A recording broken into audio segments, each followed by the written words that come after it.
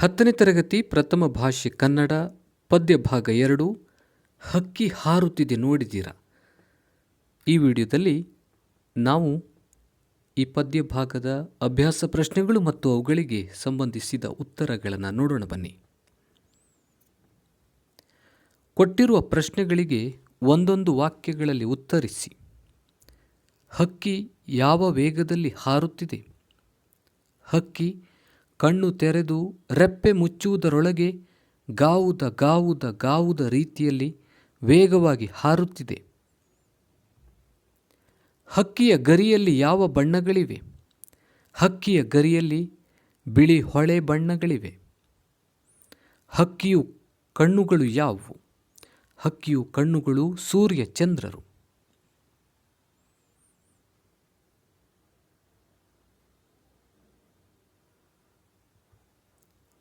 ಹಕ್ಕಿಯು ಯಾರ ನೆತ್ತಿಯನ್ನು ಕುಕ್ಕಿದೆ?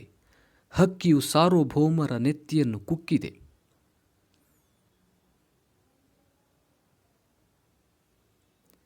ಹಕ್ಕಿ ಯಾರನ್ನು ಹರಸಿದೆ? ಹಕ್ಕಿ ಹೊಸಗಾಲದ ಹಸು ಮಕ್ಕಳನ್ನು ಹರಸಿದೆ. ಹಕ್ಕಿಯು ಯಾವುದರ ಸಂಕೇತವಾಗಿದೆ? ಹಕ್ಕಿಯು ಕಾಲಪಕ್ಷಿಯ ಸಂಕೇತವಾಗಿದೆ.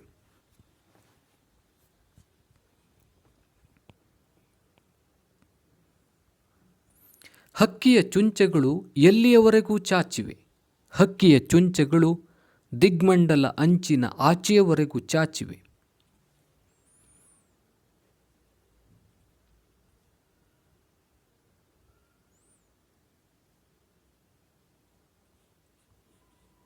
ಕೊಟ್ಟಿರುವ ಪ್ರಶ್ನೆಗಳಿಗೆ 2-3 ವಾಕ್ಯಗಳಲ್ಲಿ ಉತ್ತರಿಸಿ. ಹಕ್ಕಿಯ ಹಾರಾಟವನ್ನು ಆಕಾಶಕ್ಕೆ ಹೇಗೆ ಹೋಲಿಸಿದ್ದಾರೆ? ಕಾಲವೆಂಬ ಹಕ್ಕಿಯು ಆಕಾಶ, ಮೋಡ, ಭೂಮಂಡಲಗಳ ಎಲ್ಲ ಬಣ್ಣಗಳನ್ನು ಸಮಾನಾಗಿ ಆವರಿಸಿಕೊಂಡಿದೆ. ಆಕಾಶದಲ್ಲಿರುವ ಮುಗಿಲಿಗೆ ರೆಕ್ಕೆಗಳೊಡೆದಿವೆಯೋ ಎಂಬಂತೆ ಆಕಾಶದಲ್ಲಿ ಮಿನುಗುತ್ತಿರುವ ಚಿಕ್ಕೆಗಳ ಅಥವಾ ನಕ್ಷತ್ರ ಮಾಲೆಯನ್ನು ಕೊರಳಿಗೆ ಸಿಕ್ಕಿಸಿಕೊಂಡು ಆಕಾಶದಲ್ಲಿ ಬೆಳಗುತ್ತಿರುವ ಸೂರ್ಯ ಚಂದ್ರರನ್ನು ಕಣ್ಣುಗಳನ್ನಾಗಿ ಮಾಡಿಕೊಂಡು ಅನಂತದೆಡೆಗೆ ಹಾರಿ ಹೋಗುತ್ತಿದೆ ಎಂದು ಹಕ್ಕಿಯ ಹಾರಾಟವನ್ನು ಆಕಾಶಕ್ಕೆ ಹೋಲಿಸಿದ್ದಾರೆ.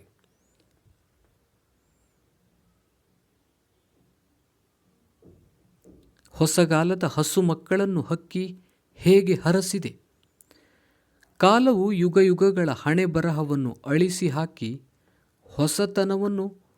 ಹೊಸ ಹಣೆ ಬರಹವನ್ನು ಬರೆದು ಎಲ್ಲರಿಗೂ ಬದಲಾವಣೆಯಾಗುವ ಒಳ್ಳೆಯ ಭಾಗ್ಯವನ್ನು ತೆರೆದುಕೊಟ್ಟಿದೆ.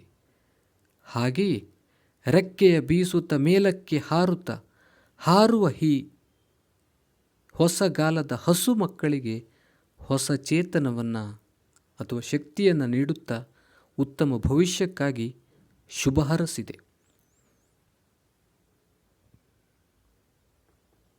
ಹಕ್ಕಿಯು ಯಾವ ಮೇರೆ ಮೀರಿ ನೀರನ್ನು ಹೀರಿದೆ?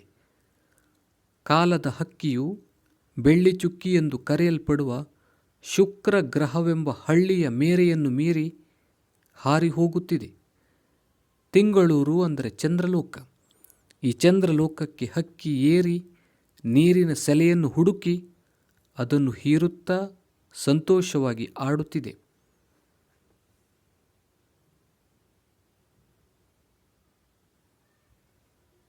ಕೊಟ್ಟಿರುವ ಪ್ರಶ್ನೆಗಳಿಗೆ 8-10 ವಾಕ್ಯಗಳಲ್ಲಿ ಉತ್ತರಿಸಿ.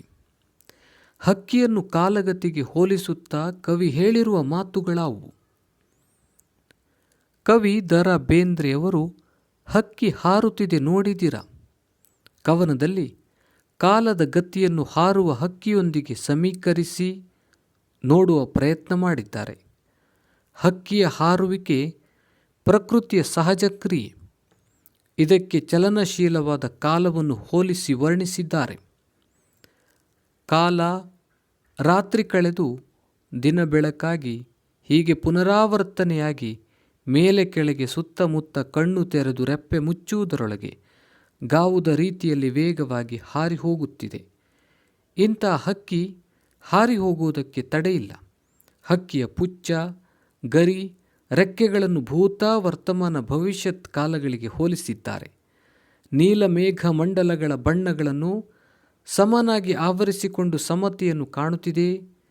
ಮುಗಿಲಿಗೆ ರೆಕ್ಕೆಗಳೊಡೆದುವೋ ಎಂಬಂತೆ ಅನಂತವಾಗಿ ಹಾರಿ ಹೋಗುತ್ತಿದೆ. ಚಿಕ್ಕೆಗಳ ಮಾಲೆಯನ್ನು ಕೊರಳಿಗೆ ಸಿಕ್ಕಿಸಿಕೊಂಡು ಸೂರ್ಯ ಚಂದ್ರರನ್ನು ಕಣ್ಣುಗಳನ್ನಾಗಿ ಮಾಡಿಕೊಂಡು ಅನಂತದೆಡೆಗೆ ಹಾರಿ ಹೋಗಿದೆ ನೋಡಿದಿರಾ ಎಂಬ ಮಾತನ್ನು ಹೇಳುತ್ತಾರೆ.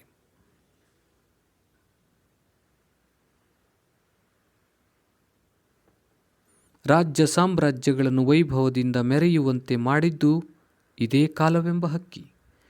ರಾಜ ಮಹಾರಾಜರ ಸಣ್ಣ ದೊಡ್ಡ ಕೋಟೆ ಕೊತ್ತಲಗಳನ್ನು ಗಬಕ್ಕನೆ ನಾಶ ಮಾಡಿದ್ದು ಕಾಲವೇ. ವಿಶ್ವದ ಎಲ್ಲ ಭಾಗಗಳನ್ನು ತೇಲಿಸಿ ಮುಳುಗಿಸಿ ಸಾರ್ವಭೌಮ ನೆತ್ತಿಯ ಕುಕ್ಕಿ ಹಾರಿ ಹೋಗಿದೆ. ಕಾಲವು ಯುಗಯುಗಗಳ ಹಣೆಬರಹವನ್ನು ಅಳಿಸಿ ಹಾಕಿ ಹೊಸತನದ ಭಾಗ್ಯವನ್ನು ತೆರೆದುಕೊಟ್ಟಿದೆ. ಹೊಸಗಾಲದ ಹಸು ಮಕ್ಕಳಿಗೆ ಹೊಸ ಚೇತನವನ್ನು ನೀಡುತ್ತಾ ಉತ್ತಮ ಭವಿಷ್ಯಕ್ಕಾಗಿ ಹರಸಿದೆ. ಬೆಳ್ಳಿಚುಕ್ಕಿ ಎಂದು ಕರೆಯಲ್ಪಡುವ ಶುಕ್ರ ಗ್ರಹವೆಂಬ ಹಳ್ಳಿಯ ಮೇರೆಯನ್ನು ಮೀರಿ ಚಂದ್ರಲೋಕಕ್ಕೆ ಏರಿ ನೀರನ್ನು ಹುಡುಕಿ ಹೀರಿದೆ. ಮಂಗಳ ಗ್ರಹದ ಅಂಗಳಕ್ಕೆ ಏರಿ ಹೋಗಿದೆ. ವೈಜ್ಞಾನಿಕವಾಗಿ ಭಾರತೀಯರು ಚಂದ್ರ, ಶುಕ್ರ, ಮಂಗಳನ ಅಂಗಳಕ್ಕೆ ಹೋಗಿ ಸಂಶೋಧನೆ ಮಾಡುವ ಗುರಿಯನ್ನು ಹೊಂದಿದ್ದಾರೆ ಎಂಬ ಮಾತನ್ನು ಪರೋಕ್ಷವಾಗಿ ಅಭಿವ್ಯಕ್ತಪಡಿಸಿದ್ದಾರೆ. ದಶದಿಕ್ಕುಗಳ ತುತ್ತ ತುದಿಗೆ ಮುಟ್ಟಿ ಅದರ ಆಚೆಗೆ ತನ್ನಯ ಚುಂಚವನ್ನು ಚಾಚಿದೆ. ಜಗತ್ತಿನ ಮೂಲವನ್ನು ಒಡೆಯಲು, ಪ್ರಪಂಚದ ವಿಸ್ಮಯವನ್ನು ಭೇದಿಸಲು ಎಂಬಂತೆ ಹೊಂಚು ಹಾಕಿದೆ ಎಂಬ ಮಾತನ್ನು ಹೇಳುತ್ತಾರೆ.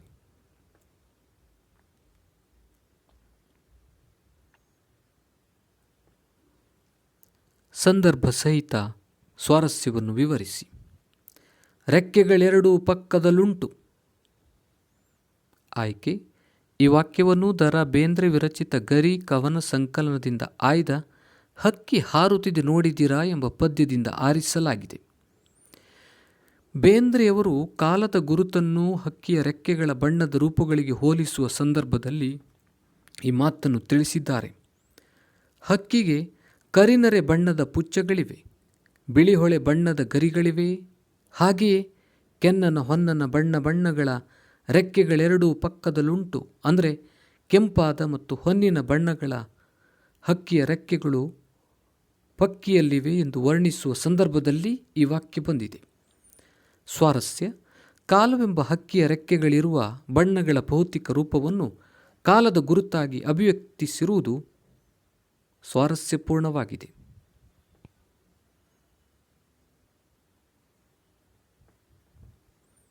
ಸಾರ್ವಭೌಮರ ನೆತ್ತಿಯ ಕುಕ್ಕಿ. ಆಯ್ಕೆ: ಈ ವಾಕ್ಯವನ್ನು ದ. ರಾ. ಬೇಂದ್ರೆ ವಿರಚಿತ ಗರಿ ಕವನ ಸಂಕಲನದಿಂದ ಆಯ್ದ ಹಕ್ಕಿ ಹಾರುತ್ತಿದೆ ನೋಡಿದಿರಾ ಎಂಬ ಪದ್ಯದಿಂದ ಆರಿಸಲಾಗಿದೆ. ಸಂದರ್ಭ: ಕವಿ ದ. ರಾ. ಬೇಂದ್ರೆಯವರು ಕಾಲದ ಸಾರ್ವಭೌಮತ್ವವನ್ನು ವಿವರಿಸಿ ವರ್ಣಿಸುವ ಸಂದರ್ಭದಲ್ಲಿ ಈ ವಾಕ್ಯವನ್ನು ಹೇಳುತ್ತಾರೆ. ಕಾಲಪಕ್ಷಿಯು ರಾಜ್ಯ ಸಾಮ್ರಾಜ್ಯಗಳನ್ನು ವೈಭವದಿಂದ ಮೆರೆಯುವಂತೆ ಮಾಡಿ ಕಾಲಗತಿಯಲ್ಲಿ ರಾಜ ಮಹಾರಾಜರ ಕೋಟೆ ಕೊತ್ತಲಗಳನ್ನು ನಾಶ ಮಾಡುತ್ತಾ ಖಂಡ ಖಂಡಗಳನ್ನು ತೇಲಿಸಿ ಮುಳುಗಿಸಿ ಸಾರ್ವಭೌಮರೆಂದು ಮೆರೆದವರ ನೆತ್ತಿಯ ಮೇಲೆ ಕುಕ್ಕಿ ಕೆಳಗೆ ಬೀಳಿಸಿ ಹೊಸಕಿ ಹಾಕಿ ಹಕ್ಕಿ ಹಾರಿ ಹೋಗಿದೆ ಎಂದು ಹೇಳುವ ಸಂದರ್ಭದಲ್ಲಿ ಈ ವಾಕ್ಯ ಬಂದಿದೆ.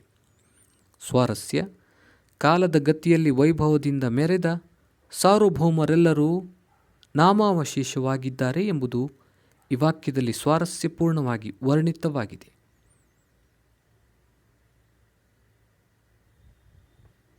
ಬಲ್ಲರು ಯಾರ ಹಾಕಿದ ಹೊಂಚ. ಆಯ್ಕೆ: ಈ ವಾಕ್ಯವನ್ನು ದ. ರಾ. ಬೇಂದ್ರೆ ವಿರಚಿತ ಗರಿ ಕವನ ಸಂಕಲನದಿಂದ ಆಯ್ದ ಹಕ್ಕಿ ಹಾರುತ್ತಿದೆ ನೋಡಿದರೆ ಎಂಬ ಪದ್ಯದಿಂದ ಆರಿಸಲಾಗಿದೆ. ಸಂದರ್ಭ: ಬೇಂದ್ರೆಯವರು ಕಾಲವೆಂಬ ಹಕ್ಕಿಯು ತನ್ನ ಬಾಹುವಿನಿಂದ ಜಗತ್ತಿನ ರಹಸ್ಯವನ್ನು ಭೇದಿಸುವ ತಂತ್ರವನ್ನು ವಿಶ್ಲೇಷಿಸುವ ಸಂದರ್ಭದಲ್ಲಿ ಈ ವಾಕ್ಯವನ್ನು ಹೇಳುತ್ತಾರೆ. ಕಾಲವೆಂಬ ಹಕ್ಕಿ ದಿಶಾವಲಯದ ತುತ್ತ ತುದಿಗೆ ಮುಟ್ಟಿ ಆಚೆಗೆ ತನ್ನೆಯ ಕುಕ್ಕನ್ನು ಚಾಚಿದೆ. ಅದು ಬ್ರಹ್ಮಾಂಡಗಳನ್ನು ಒಡೆಯಲು ಎಂಬಂತೆ ಹೊಂಚು ಹಾಕಿದೆ. ಏನೂ ಬಲ್ಲವರಾರು ಎಂಬ ವಿಸ್ಮಯವನ್ನು ಅಭಿವ್ಯಕ್ತಪಡಿಸುವ ಸಂದರ್ಭದಲ್ಲಿ ಈ ವಾಕ್ಯ ಬಂದಿದೆ. ಸ್ವಾರಸ್ಯ: ಕಾಲಪಕ್ಷಿಯು ಬ್ರಹ್ಮಾಂಡ ರಹಸ್ಯವನ್ನು ಭೇದಿಸಲು ಹೊಂಚು ಹಾಕಿರಬಹುದು ಎಂಬ ವಿಸ್ಮಯವನ್ನು ಈ ವಾಕ್ಯದಲ್ಲಿ ಸ್ವಾರಸ್ಯಪೂರ್ಣವಾಗಿ ವರ್ಣಿಸಲಾಗಿದೆ. ಹೊಸಗಾಲದ ಹಸು ಮಕ್ಕಳ ಹರಸಿ. ಆಯ್ಕೆ: ಈ ವಾಕ್ಯವನ್ನು ದ. ರಾ. ಬೇಂದ್ರೆ ವಿರಚಿತ ಗರಿ ಕವನ ಸಂಕಲನದಿಂದ ಆಯ್ದ ಹಕ್ಕಿ ಹಾರುತ್ತಿದ್ದು ನೋಡಿದಿರಾ ಎಂಬ ಪದ್ಯದಿಂದ ಆರಿಸಲಾಗಿದೆ. ಬೇಂದ್ರೆಯವರು ಯುವ ಜನಾಂಗದ ಉತ್ತಮ ಭವಿಷ್ಯಕ್ಕಾಗಿ ಕಾಲದ ಶುಭ ಹಾರೈಕೆಯನ್ನು ಕುರಿತು ಹೇಳುವ ಸಂದರ್ಭದಲ್ಲಿ ಈ ವಾಕ್ಯವನ್ನು ಹೇಳುತ್ತಾರೆ. ಕಾಲವು ಯುಗಯುಗಗಳ ಹಣೆಬರಹವನ್ನು ಅಳಿಸಿ ಹಾಕಿ ಹೊಸತನದ ಭಾಗ್ಯವನ್ನು ತೆರೆದುಕೊಟ್ಟಿದೆ. ಹಾಗೆಯೇ ರೆಕ್ಕೆಯ ಬಿಚ್ಚಿ ಮೇಲೇರುತ್ತಾ ಹೊಸ ಕಾಲದ ಹಸು ಮಕ್ಕಳಿಗೆ ಹೊಸ ಚೇತನವನ್ನು ನೀಡುತ್ತಾ ಉತ್ತಮ ಭವಿಷ್ಯಕ್ಕಾಗಿ ಶುಭ ಹರಸಿದೆ ಎಂದು ಹೇಳುವ ಸಂದರ್ಭದಲ್ಲಿ ಈ ವಾಕ್ಯ ಬಂದಿದೆ. ಯುವ ಜನಾಂಗದ ಭವಿಷ್ಯಕ್ಕೆ ಶುಭವಾಗಲಿ ಎಂದು ಹರಸುವ ಕಾಲಪಕ್ಷಿಯ ಗುಣ ಸ್ವಾರಸ್ಯಪೂರ್ಣವಾಗಿ ಮೂಡಿಬಂದಿದೆ.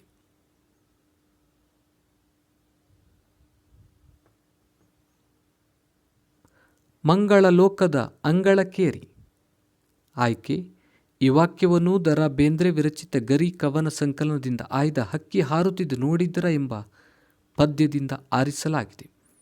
ಸಂದರ್ಭ: ಕಾಲದ ವೈಜ್ಞಾನಿಕ ಗತಿಯನ್ನು ಹೇಳುವ ಸಂದರ್ಭದಲ್ಲಿ ದ ರಾ ಬೇಂದ್ರೆಯವರು ಈ ವಾಕ್ಯವನ್ನು ಹೇಳುತ್ತಾರೆ. ಕಾಲಪಕ್ಷಿಯು ಬೆಳ್ಳಿ ಚುಕ್ಕಿ ಅಥವಾ ಶುಕ್ರ ಗ್ರಹ ಎಂಬ ಹಳ್ಳಿಯ ಮೇರೆಯನ್ನು ದಾಟಿ ಚಂದ್ರಲೋಕಕ್ಕೆ ಹಾರಿ ನೀರನ್ನು ಹೀರಿ ಹಾಗೆಯೇ ಮುಂದೆ ಹಾರಾಡುತ್ತಾ ಮಂಗಳಲೋಕದ ಅಂಗಳಕ್ಕೆ ಏರಿ ಹೋಗುತ್ತಿದೆ ಎಂದು ವಿವರಿಸುವ ಸಂದರ್ಭದಲ್ಲಿ ಈ ವಾಕ್ಯ ಬಂದಿದೆ. ಸ್ವಾರಸ್ಯ: ವೈಜ್ಞಾನಿಕವಾಗಿ ಭಾರತೀಯರು ಶುಕ್ರ, ಚಂದ್ರ, ಮಂಗಳನ ಅಂಗಳಕ್ಕೆ ಹೋಗಿ ಸಂಶೋಧನೆ ಮಾಡುವ ಗುರಿಯನ್ನು ಪರೋಕ್ಷವಾಗಿ ಅಭಿವ್ಯಕ್ತಪಡಿಸಿದ್ದಾರೆ.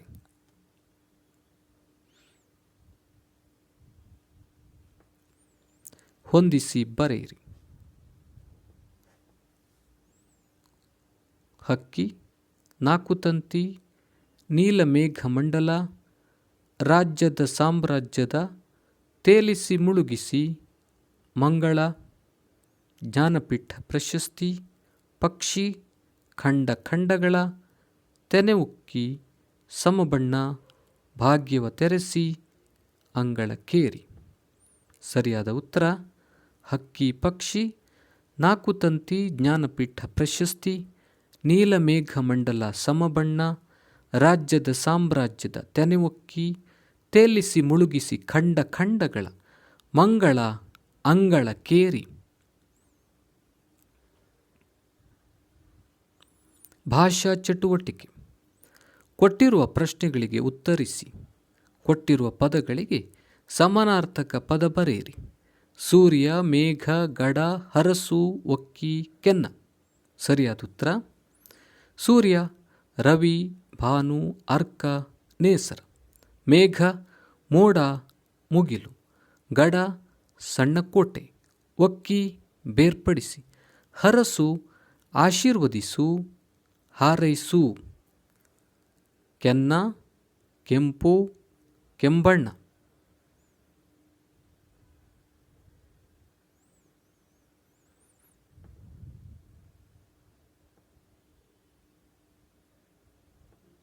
ಕೊಟ್ಟಿರುವ ಪದಗಳಿಗೆ ತತ್ಸಮ ತದ್ಭವ ಬರೆಯಿರಿ.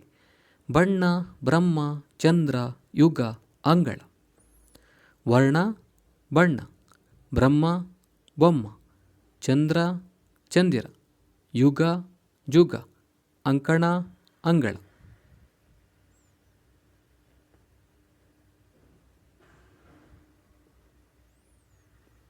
ಕೊಟ್ಟಿರುವ ಪದಗಳನ್ನು ಬಿಡಿಸಿ ಸಂಧಿ ಹೆಸರಿಸಿ. ಇರುಳಳಿದು, ಇರುಳು ಪ್ಲಸ್ ಅಳಿದು ಲೋಪಸಂಧಿ. ತೆರೆದಿಕ್ಕುವ, ತೆರೆದು ಪ್ಲಸ್ ಇಕ್ಕುವ ಲೋಪಸಂಧಿ. ಹೊಸಗಾಲ, ಹೊಸ ಪ್ಲಸ್ ಕಾಲ ಆದೇಶ ಸಂಧಿ. ದಿಗ್ಮಂಡಲ, ದಿಕ್ ಪ್ಲಸ್ ಮಂಡಲ ಜಸ್ತ್ವ ಸಂಧಿ. ತಿಂಗಳಿನೂರು, ತಿಂಗಳಿನ ಪ್ಲಸ್ ಊರು ಲೋಪಸಂಧಿ.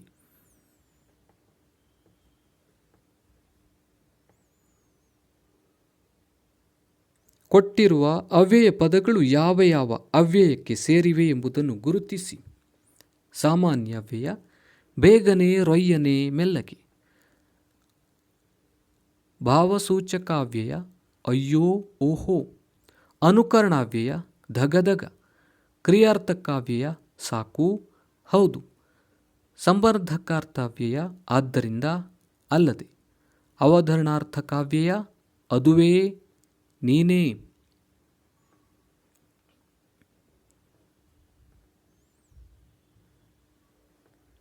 ಕೊಟ್ಟಿರುವ ಪದ್ಯ ಭಾಗವನ್ನು ಪೂರ್ಣಗೊಳಿಸಿ ಕಂಠಪಾಠ ಮಾಡಿರಿ. ನೀಲಮೇಘ ಮಂಡಲ ಸಮಬಣ್ಣ ಮುಗಿಲಿಗೆ ರೆಕ್ಕೆಗಳೊಡೆದುವೋ ಅಣ್ಣ, ಚಿಕ್ಕೆಯ ಮಾಲೆಯ ಸೆಕ್ಕಿಸಿಕೊಂಡು ಸೂರ್ಯ ಚಂದ್ರನನ್ನು ಮಾಡಿದೆ ಕಣ್ಣ, ಹಕ್ಕಿ ಹಾರುತ್ತಿದೆ ನೋಡಿದಿರ. ಯುಗ ಯುಗಗಳ ಹಣೆ ಬರಹವ ಒರಸಿ, ಮನ್ವಂತರಗಳ ಭಾಗ್ಯವ ತೆರೆಸಿ, ರೆಕ್ಕೆಯ ಬೀಸುತ್ತ ಚೇತನಗೊಳಿಸಿ, ಹೊಸಗಾಲದ ಹಸು ಮಕ್ಕಳ ಹರಸಿ, ಹಕ್ಕಿ ಹಾರುತ್ತಿದೆ ನೋಡಿದಿರ.